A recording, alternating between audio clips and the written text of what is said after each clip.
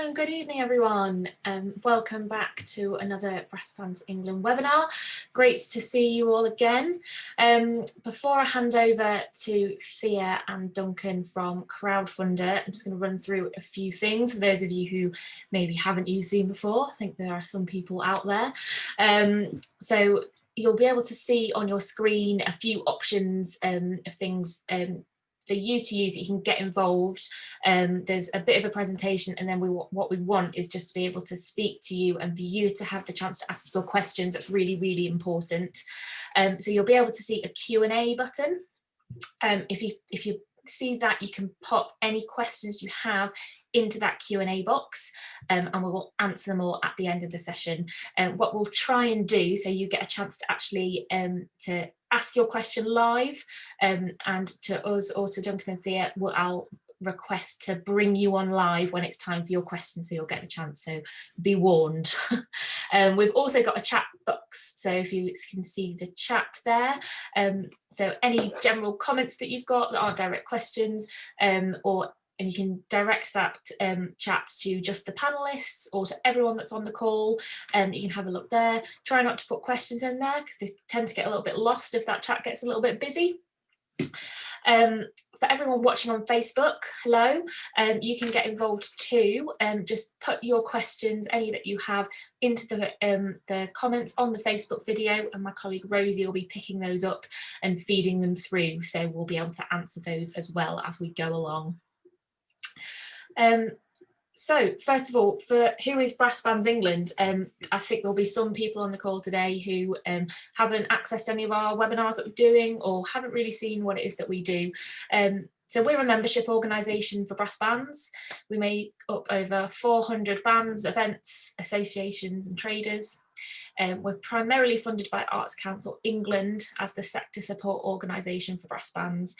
And our activity is pretty broad. It includes advocacy for bands, so stuff like putting together the COVID guidance and the risk assessments, all that kind of stuff, lobbying in Westminster, negotiating deals with insurance companies to get you discounts, running workshops and like this, and events and training like our safeguarding training. So we like to keep busy.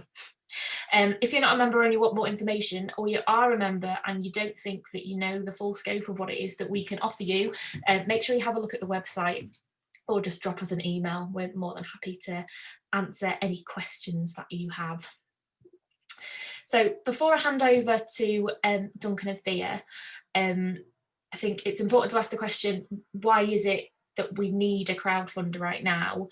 I know many of you will have seen that BBE launched a crowdfunding campaign pretty early on in the pandemic, and that is still ongoing, but it was very much focused towards an emergency response to help bands who really, really needed support, and bands who were really at risk of their organisations kind of failing altogether very, very imminently. So that was really the focus of that campaign.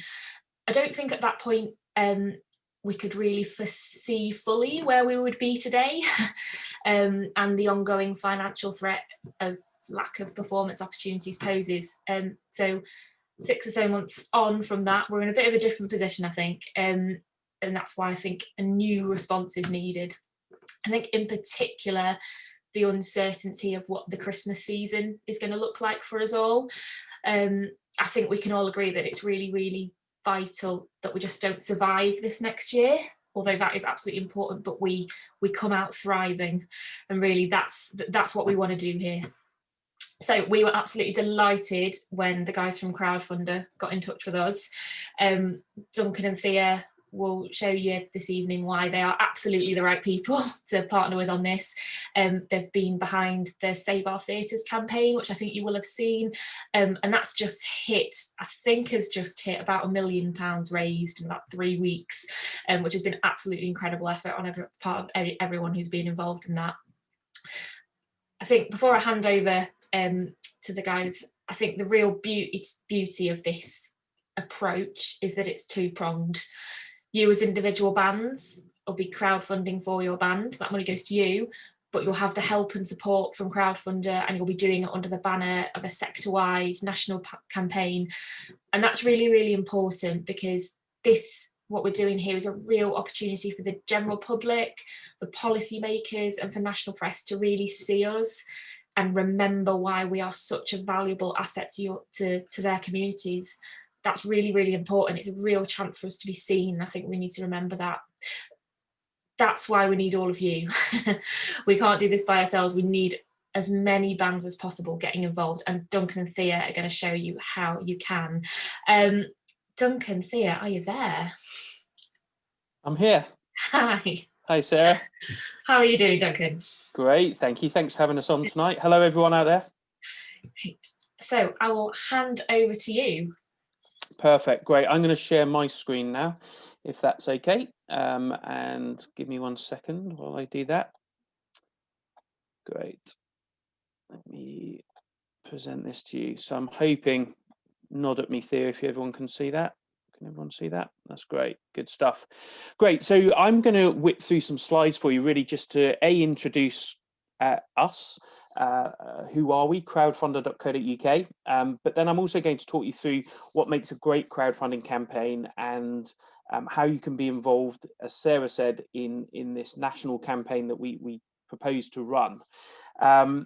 Before I really kick into it, you'll get very much that I'm enthusiastic about crowdfunding from this. But before I start, I want to kind of contextualize why, in the first place, we initially rang Kenny and Alex and Sarah to say, what about doing a Save Our Brass Bands campaign? So just to give you a bit of context, I was brought up in brass banding. My granddad was a coal miner and also the colliery bandmaster. So as a young kid, we would go around, listening to his band wherever they were playing and going on some of the open air stuff that he did around the villages and some of the summer season things.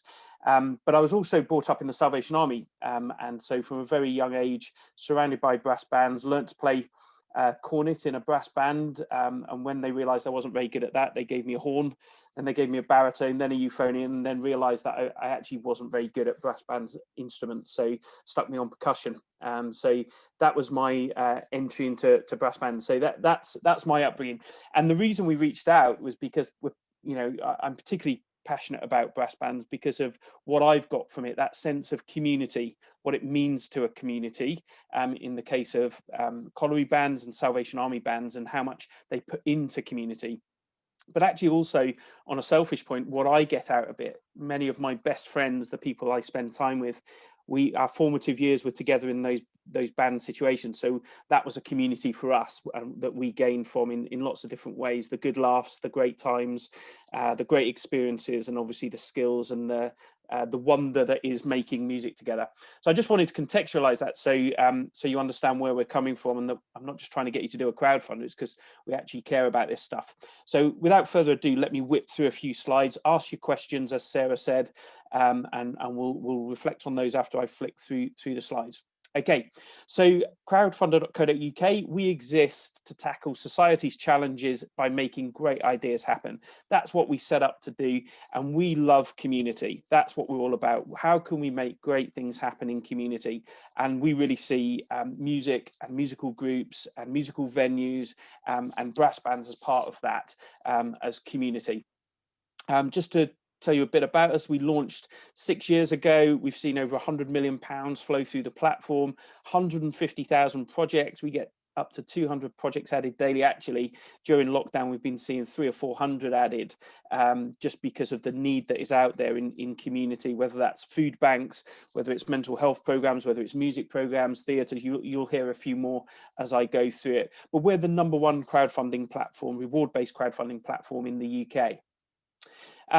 And we propose to run a campaign in cooperation with Brass Band England called Save Our Brass Bands. And you'll see the hashtag there. We're going to get that trending. We're going to go for it pretty big in a marketing way, in terms of PR, trying to get some TV slots, some radio slots, and get some celebrities on board to really promote this. But I'll come back to that in a minute.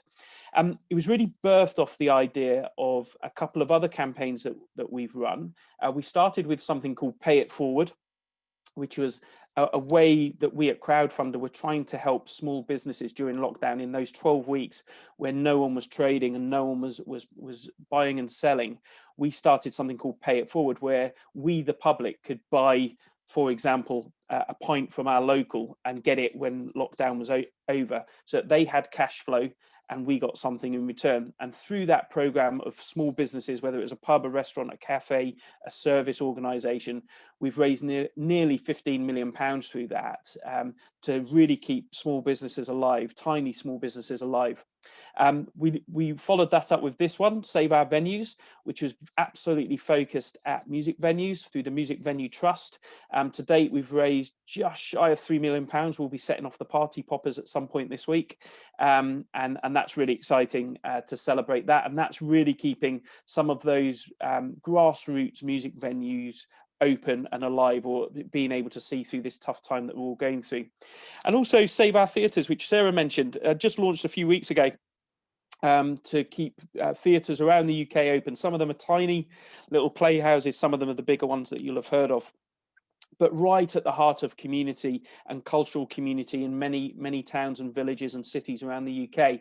And just in those first few weeks, not only has it nearly raised £1 million, another party popper moment that will go off, but you can see the number of supporters there, nearly 15,000 people getting behind it. And that's where the crowd gets involved in it. And that's what we get really excited about, is lots of people coming and supporting this and putting their £10 and their £5 and their £20 behind these ideas. And I'll talk to you a bit more about that. So what is reward-based crowdfunding? It's a bit different to normal fundraising, where people just make a donation. They can do that on our platform.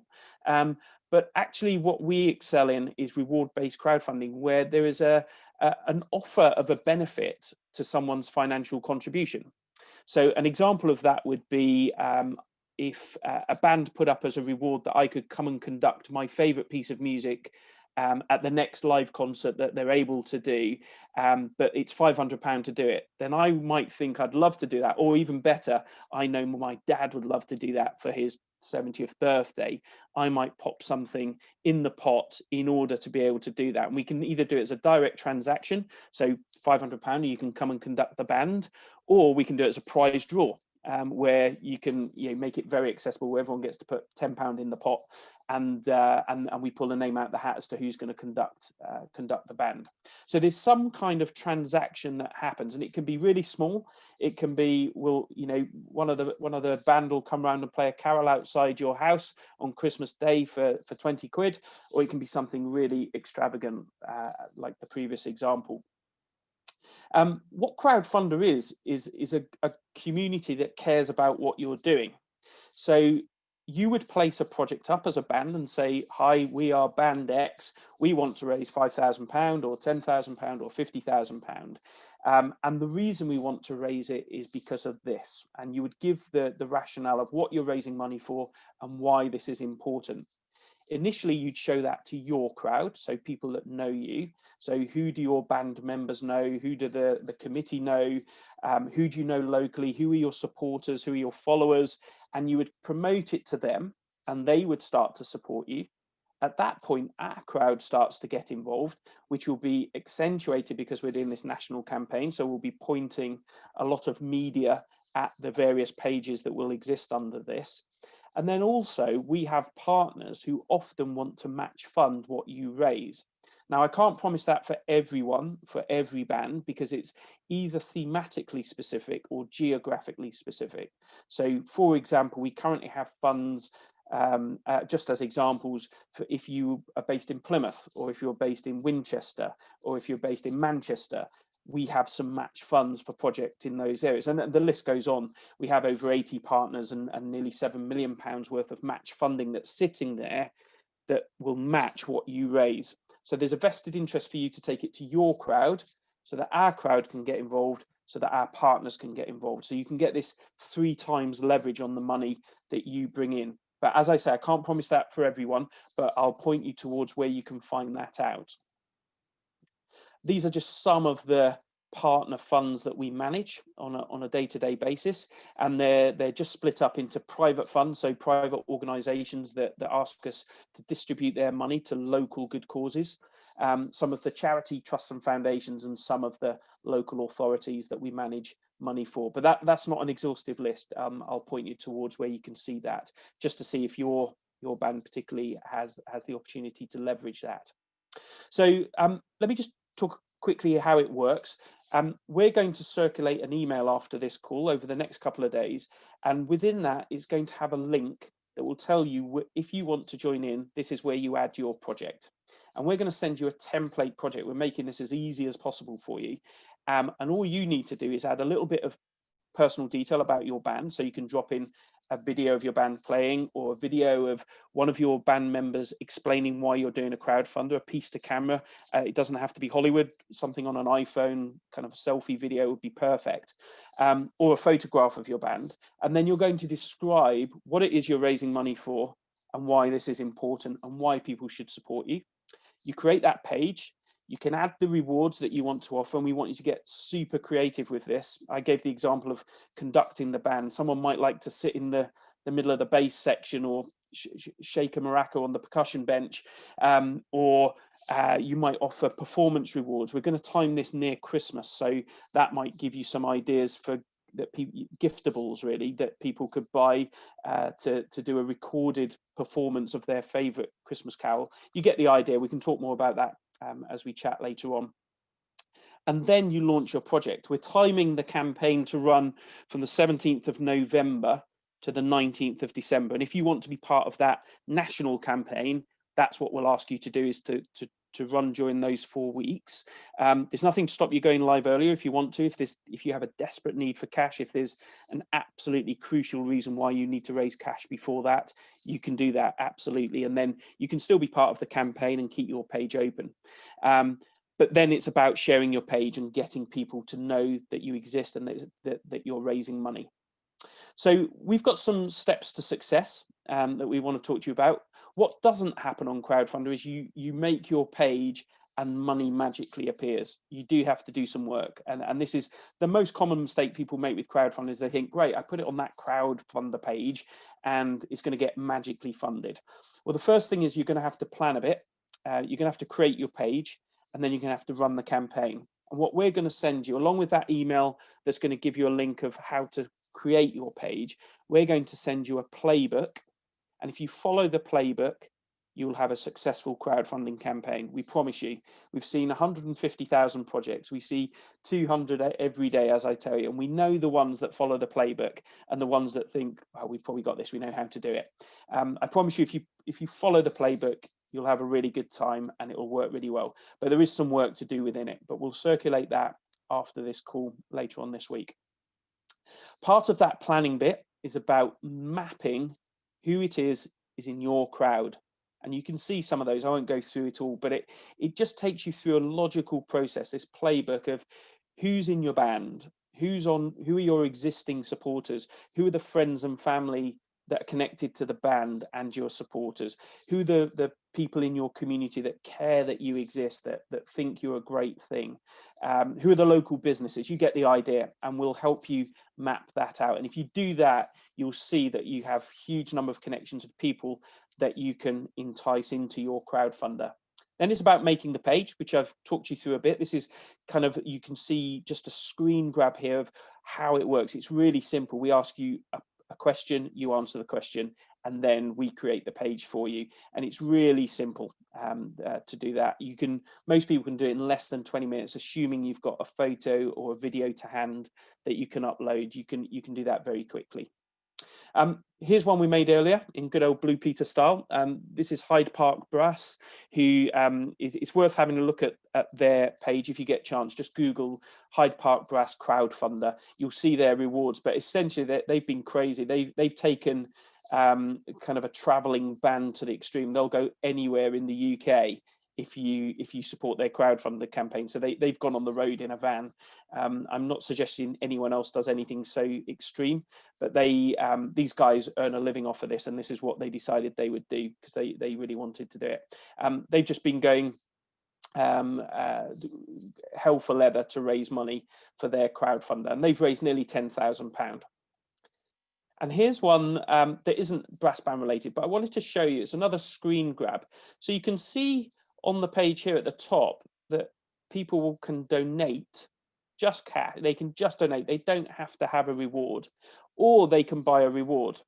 But what they can also do is fundraise for it. So if you've got some people in your band, you could say, I'm going to do a cycle ride. I'm going to cycle to 10 brass band sites around Yorkshire. I'm going to do that and raise money for my brass band. People can fundraise, and I'll show you what that looks like here. So you can see here that people are supporting the project. This is the people that are just donating money, and these are the people that are fundraising towards the target. So you'll understand that if you've got a number of people that are fundraising towards your target, it's a great way of turning what could be a £50 donor into a £1,000 fundraiser, if that makes sense. So one of the ideas I had is, I wonder if you could set up a competition, cornets v horns v baritones v bass section v trombones, to see which section can fundraise the most towards the actual project page. That might be a really nice way to get a bit of friendly competition going and raising enough money through that. It doesn't have to be a sporting thing. It can be, a playathon, a marathon. It can be anything, but whatever people, it can be a bake-a-thon. People can bake cakes and raise money for you. Anyone can get involved here. Child, friends, whoever it may be of the band can get involved and raise money for your project. So, and finally, I talked about planning. So this is really how we see it. On day one, whatever your target is for your campaign, so let's say it's £10,000, just for ease of round numbers. On day one, I want to see 10% of your target on the platform before you promote it to anyone.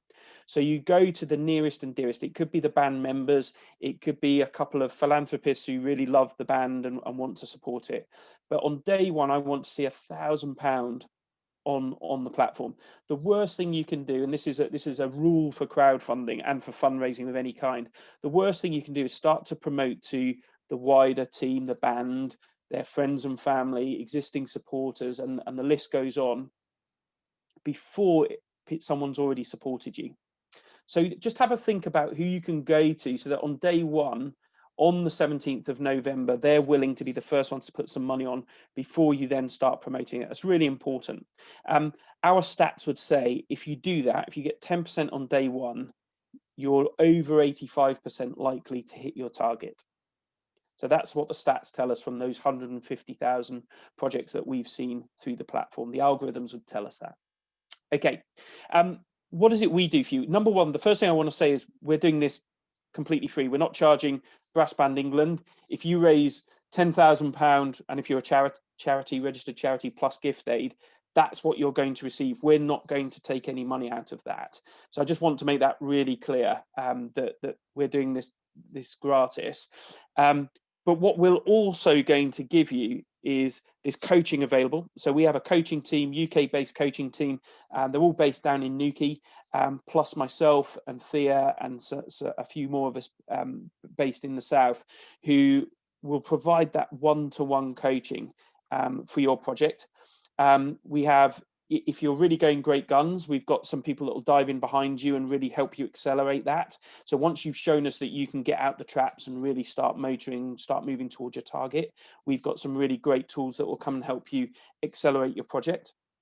We'll do workshops like this. So we're going to do group workshops for different sizes of bands or different fundraise. So if people decide to do a fundraiser, then we'll do fundraising workshops for some of you, and we'll do lots of different workshops to make sure it's a huge success. We've got loads of online guides and courses that you can follow. So if you're someone that likes to just sit quietly and just read the instructions, then we've got hours and hours of guides and video courses for you to have a look at. We've got live customer support 7 days a week. Usually 8 till 6, except at weekends when it's a bit shorter. Plus we'll give you loads of analytics, so you can understand when you do something, if it works, or if you do something it doesn't work, we give you that kind of feedback within your page. So you've got all the tools you need to do something really good. With that, I'm going to stop talking because I said I'd do 20 minutes of slides, and I think I've done 19. So that's quite unusual for me, and I'm quite proud of myself. So I'm going to stop talking, and I think Sarah and Thea are going to concierge some questions towards us, and we've got ages to go through that and really unpack any questions you have. Brill, thank you so much, Duncan. So now is your time to get questions into the Q&A and the chat, because we've got them here and available to answer. I think it's really important to remember, for anyone who's done crowdfunding before or who has felt nervous about doing crowdfunding before, now is the perfect time, because you've got all this support here that if you were just launching a crowdfunding project by yourself, you wouldn't have. I think what we're going to look at is doing some group coaching sessions, which we'll organise through BBE, which I think will be really helpful, because you'll get the chance to speak to other bands that are going through the same thing, and to understand how you're doing, which I think should work really, really well.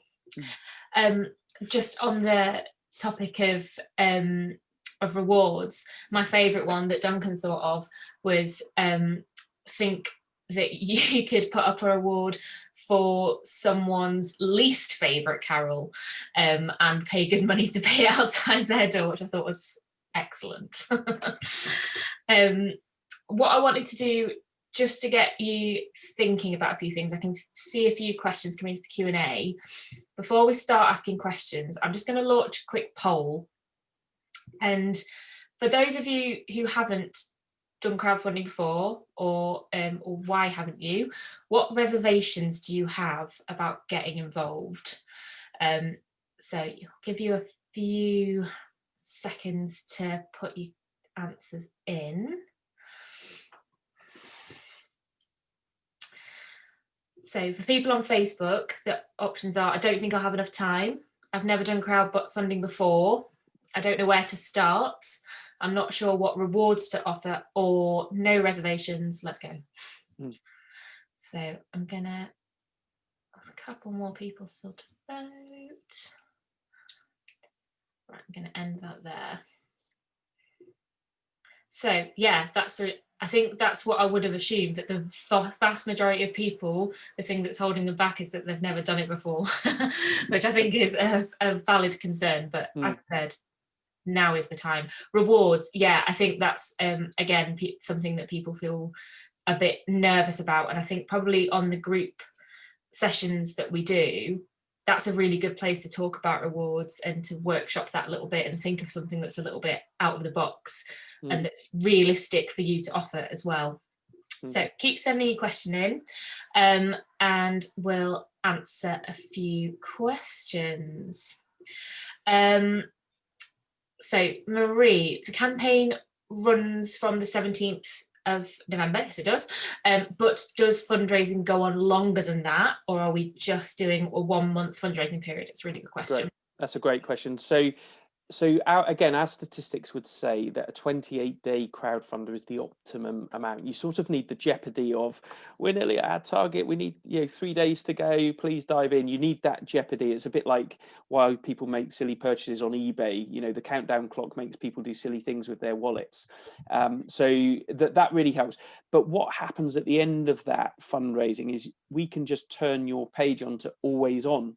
So it's always there for you if you want to raise money for other things. You might consider not having the rewards at that point, because I think that you leave yourself exposed. But you can keep the page open and use it as a great free way to keep money coming in, and to let people, the laggards, I suppose, to come in and put some money your way. Real. I've got another one from Kerry. I'm going to see if Kerry is available to come on live to ask her questions. Hi Kerry, are you there? Come on. Hello. Hi Kerry. Hi, what's Kerry. your question for us? That was very informative. Am I supposed to say my question again? Yes. So everyone can hear it. So The thing is that we do quite a lot of developmental stuff, and we have, if like, people helping us with that, but we have a large need for changing our band room premises to make it safe. Yeah. For the circumstances that we're in at the moment. So would a crowdfunder be something that you could have as a project for that? Absolutely. Funnily enough, it was the first thing that I think it was Kenny or Alex said when I first spoke to them and said, look, do you think this is something that's useful to brass bands? We've done it with music venues, we've done it with businesses, we've done it with charities, we've done it with theatres. Do you think this is something that bands need? And the first thing they said was exactly that, kind of COVID proofing, social distancing, proofing band rooms was one of the first things they said. So I think that's a really bona fide thing to offer. You could as rewards put the cost of the things that you need, and people can, I don't know, sponsor them. So whether it's a sneeze screen between the people sitting in the band, or whether it's something else, hand sanitizer, people can sponsor that. You can put that as rewards within there that they're not going to receive, but has got an actual cost to it, that they can see that their money's going to something real, and not just the big pot, which one of the things we see on crowdfunding is people don't like giving to a big pot. They want to give to specific things. With that, you could also really bring to life the need for that in your video that you pop onto your page. So you could have a couple of band members sitting a couple of meters away from each other and have a dialogue, and then just show that on the video, the need for the paneling between. Yeah. I think as well, it's that's something that is like a financial threat to a lot of organizations right now. So it's a completely valid need to crowdfund for that, because you're in this dual situation where you've lost income significantly because you're not able to perform, but also have had to invest in order to make it safe. And I think crowdfunding, in order to make your members safer, or your audience is safer, is a really, really good thing. And that shows everyone how the due diligence that bands are putting in order to get back. So yeah, I think that's absolutely great. Yeah. Kerry, which band are you with? So we're based in the Forest of Dean, which is in Gloucestershire. Yeah. We have a couple of bands. Well, we did have a couple of bands. Whether we'll still have them at the end, I don't know. But we have a training band and a senior band. It's just a case of trying to make the venue safe so that the different mix of people could come in and use it. So we're still available to the community when they do actually need us again. Great. I think that will resonate with lots of bands. So yeah, thanks for your question, Kerry. That's brilliant. I just saw on the chat as well, Sarah, that Andy's asked what would be a sensible amount to crowdfund for over the 4 weeks. I think can I pick up on that question? I think it's a really good one. I should have mentioned it in my presentation, really. There's two answers to that. One is, what money do you need? And I think something authentic and transparent and has that authenticity is the right number. So if you need X, otherwise you're going to fold, or if you need X because otherwise you can't practice together, that's the amount you should ask for. However, my other answer to the question is, do you remember I said on day one, you need 10% on the page? Sometimes we work backwards from that number. So if you need to understand your own network. So when we send you the playbook, map your crowd, work out who you think is an absolute dead cert to put some money in the pot ready for day one, and work backwards from that. If you, whatever your 10% number is. So there's two. I'd prefer you to go with number one, but the other way to kind of sense check it is with number two. Yeah. Brill, thank you. Another comment from Marie: love the suggestion of rewards for playing carols outside someone's house, but not sure for us it's going to happen this year as we're in a lockdown area. I think, yeah, absolutely. And I think that's something to bear in mind when you're promising rewards, definitely, because as we know, the situation can change very, very quickly and we put in lockdown. So I think that it's innovative rewards is definitely something to really think about. So a reward could be an online lesson. for a new starter, or it could be a lockdown recording that's a piece specific that someone wants to ask for. So I think it's just thinking about all of the things that you've got potential to do right now, and if it's not something live, that's okay. But also it could be a reward to be delivered later. There's no need for you to deliver it right now. So it could be a performance on Valentine's Day or next summer. That's absolutely fine too. And it could also actually be on Zoom, Sarah. So wouldn't it be lovely? A lot of people, I think Christmas could feasibly be quite tough for all of us, being distanced from family. So to open a gift that's a video gift that, hey, I got the band to play your favorite carol, Mum.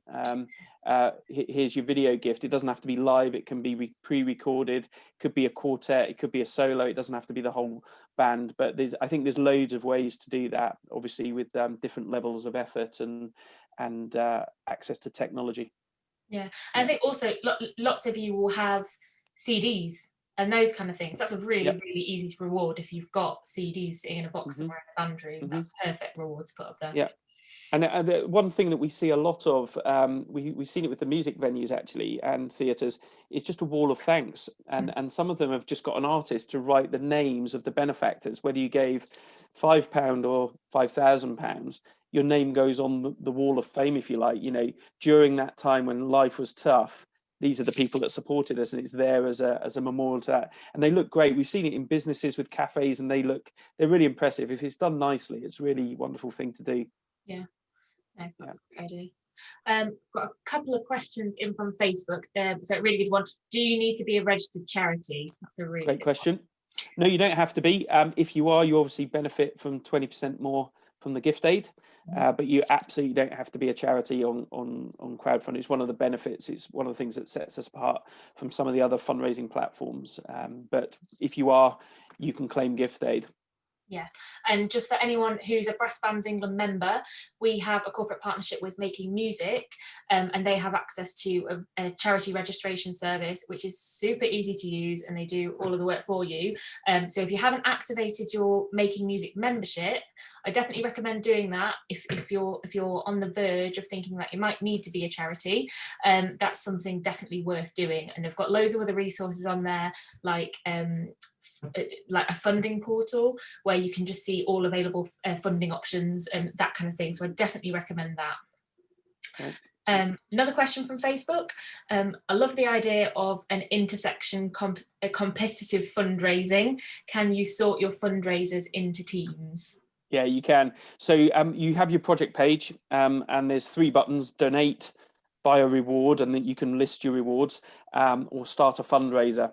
So each of your sections would choose to select start a fundraiser, name it. They can brand it as they wish. So they can call it, the Cornet section, or they can give themselves a more amusing name than I just thought of from the top of my brain. They can absolutely do that. It'd be really fun.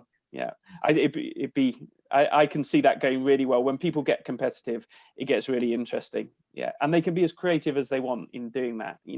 It's really fun. Another thing we should mention about fundraising is that the fundraisers can also actually sell your rewards. So that gives you access to a whole new crowd, to all of their friends and families that you wouldn't have otherwise been reaching. So it also takes some of the work off of you. So you don't need to promote the rewards out quite so far, because other people are doing it for you via those fundraisers. Yeah. Great.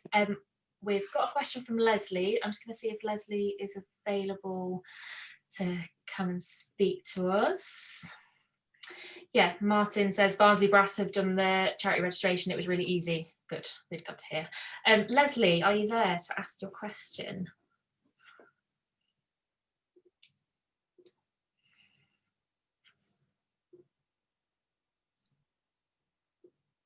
Yep. Hi. Okay. Oh, I'm so sorry for question was, are you aiming this at particular sections? I was wondering whether it was being aimed more at grassroots bands, or whether you were thinking about the top section bands, and were you looking at it from a national perspective, or are there any variations, or I'll say bias, but I don't mean bias, you know what I mean? Sorry. Yeah, that's a super question. We had the same question actually when we launched Save Our Theatres, Save Our Venues, or all of those other campaigns. What makes this really tick is when everyone engages. So this is about from grassroots through to the, you know, the Premier League. When everyone gets involved, it really gives some impetus to it, and people bring different things. The grassroots bring exactly that, you know, that grassroots community feel to this. That this is really important, and this is why it's important. This is what it means to this community. This is what it means to the people within the band. That's really powerful. And then you've got perhaps the Premier League that brings some of the bigger numbers and perhaps some of the bigger reach. But everyone benefits from that then, because the whole point is everyone's coming to one landing page. So we'll have a campaign page. I really encourage you to look at maybe Save Our Theatres or Save Our Venues on the Crowdfunder platform, and you'll get the idea, because we will bring all of the project pages, so all of the bands that have a page will be on that page. So when the PR campaign drives traffic to that page, they can choose to spread their money amongst you all, or they can choose, actually that's really close to me, that band, I know it, that's one I recognize, I'll support that one. And everyone benefits from that. So Leslie, it's aimed at absolutely everyone, for those that want to raise £500 right through to those that want to raise, you know, £100,000. It's for everyone. That's lovely, thank you. Just like to add to that, actually, that we're also writing central press releases. So with Save Our Theatres, we wrote a central press release, which then got distributed via our channels, but also we then shared with all the theatres, and we would do the same for the bands. So you get all of these additional resources as well as that additional press to the campaign page. So it is really powerful when everyone does it together. And that's aimed at getting into your local press, your local radio station, your local TV station. The idea is it really builds that momentum. Yeah, That's exciting. Yeah, it is. It's working. It's working. So we feel really confident it will do it here as well. Yeah, and just to answer your other question about nationally, yes, this isn't limited to England. This is UK wide, and this isn't limited to Brass Bands England members either.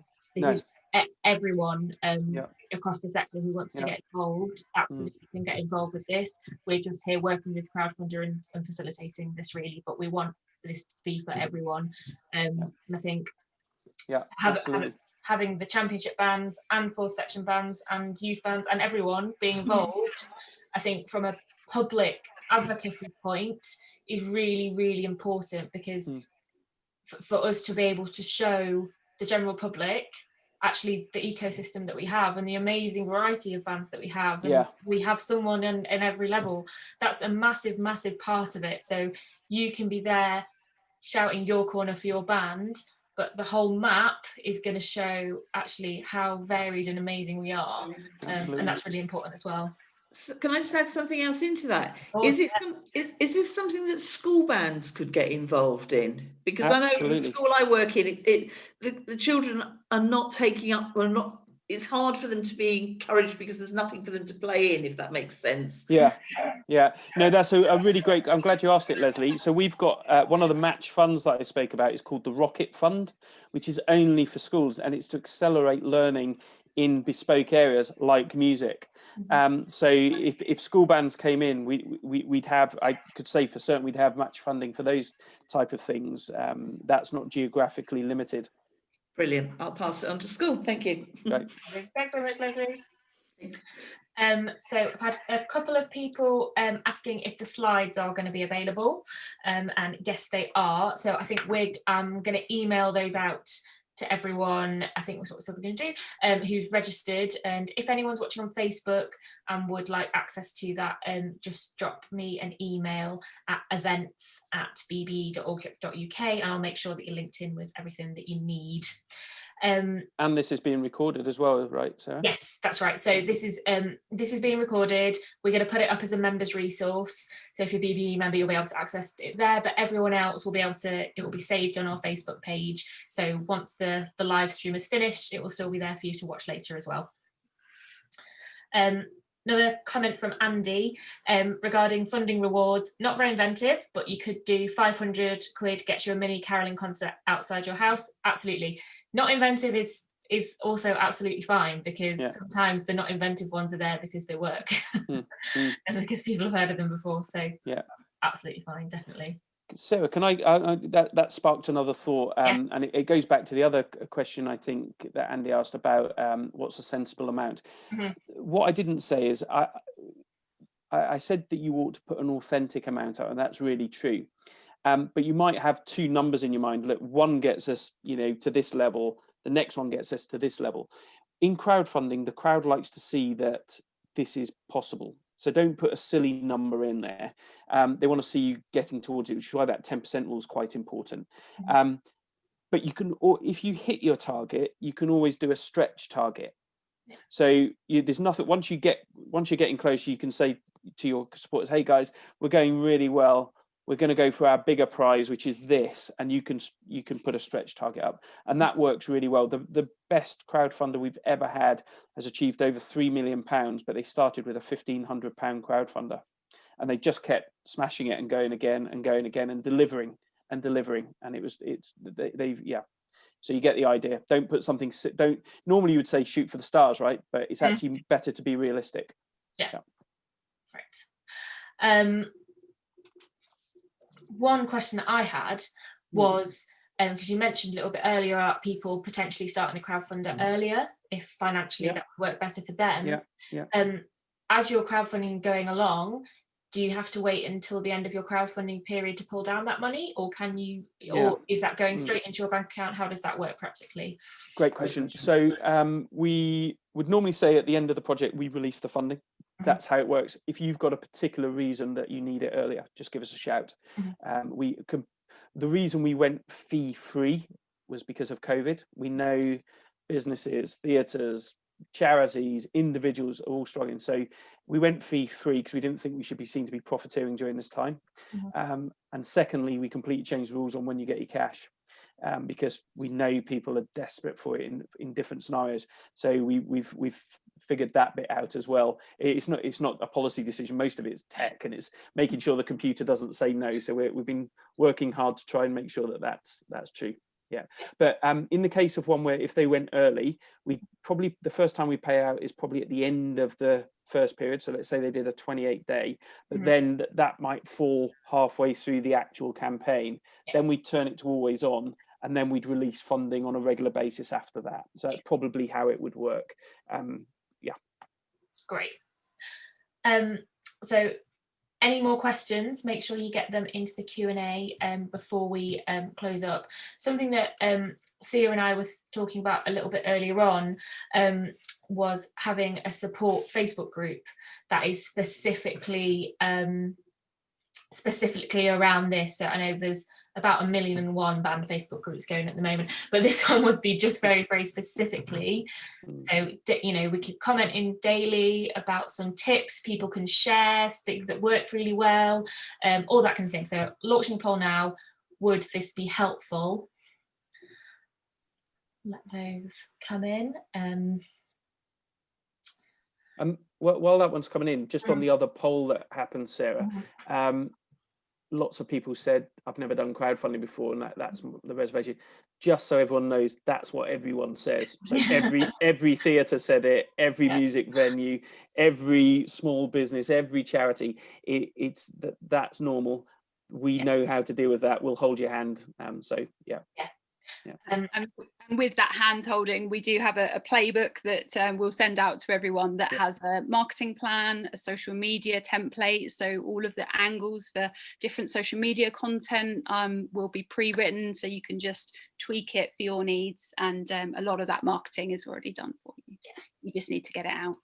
Yeah, exactly. So a pretty resounding yes for a Facebook support group, I think. So we'll get on that, everyone on the Zoom call when I've got your details, so I'll drop you an email when that is up and running. But obviously that Facebook's not the only place that you'll be able to access us and access support on the project. We're here elsewhere as well, but I think some people, that kind of daily motivation is really, really helpful just to keep you going, really. So any final questions? Oh, we've got one just come in. So if you don't reach your target, are donators refunded or does everything raised go to the band? Great question. I'm glad someone asked that, because I thought I should have mentioned it, and then it slipped my mind. When you're setting up your page, one of the first things we'll ask you is this an all or nothing crowdfunder, or would you like to keep what you raise? So you actually have a choice again. And the only reason you might want to do a all or nothing is if it's mission critical that you do that. So let's say an example would be, we want to buy a new building to practice in, and we need, I don't know, £250,000 to do it. And if we don't get it, we're not buying it. And this is our only option of funding. What you don't want to do is get to £100,000 and then go, oh, well, we're not buying it, we'll just keep the money anyway. So in those cases, we would suggest that you do all or nothing, and then yes, we automatically refund all of your supporters, so that no one's left with egg on their face, and they get 100% of what they put in the pot back. You know, there's no fees or charges on that. Whereas if it's not so important, so it's on, you know, COVID proofing the band room, where this is one way that you can raise money, but there's other ways that you can do it, then you can just do, you know, keep what you earn. So, you know, if you don't get to your target of £10,000 or £5,000 or £500, you still get what people have donated, and you can just explain to them that you're going to raise the money in another way, or you're going to do a half measure, or whatever it may be. Great question. Yeah, very good. So another question is, I know at the conference, when Parky in his session announced this campaign and what we were doing, we mentioned that we had a celebrity endorser, which we still do, but we're not telling you who it is quite yet. We just got a tease. Yeah, exactly. We've just got a few things that we're rounding up, but I think by the end of this week, we'll probably be in a position where we can announce that, which is really, really exciting. We can get on board with that. So I know people have been keen to know who it is, but you will know. Yeah. He won't thank me for saying this, but when we were chatting to Kenny earlier, he did say that he'll put 50 quid in anyone's crowdfunder if he's allowed to come and play in your band. That was one of the rewards he was offering, I think. Nick, can we have a clue? I think you should take guesses in the Q&A. Oh God. They're from a banding background. I'll give you that as a clue, but that's all I'm saying. Cool. Another one from Jessie. Are funds raised specific to the campaign, or can it go into general funds? So if your campaign is raising money for the band so that you can be sustainable, then that will be your general funds. So yeah. Just be really transparent. Whatever you want to raise money for, just be transparent and authentic on it, and just communicate very clearly with your supporters. They'll tell you whether they want to give money to it or not. That's the beautiful thing about crowdfunding. You might think you've got a great idea, but the crowd soon tells you otherwise if it's not. It's just how it works. That's the good bit and the cruel bit all in one. So. Bro. Just a comment from Jane. Thank you. Thank you on behalf of those of us that tend to trundle along. Jane, I don't think you're a trundle alonger. You have given us some support and excellent ideas. Thank you. Good. No problem at all, Jane. Thanks, Jane. I think it's going to work really well. Yeah. Right. Any final questions from people on the call? And Thea and Duncan, any final words or anything that you've forgotten that you want to comment on now? I just want to say thank you. Thanks for joining in on another Zoom call. I don't know how many people have had today, but it's certainly not my first. And we're really passionate about this. So really encourage you to join in. Don't be nervous. My biggest advice to you is get a team around you. Don't do it all yourself.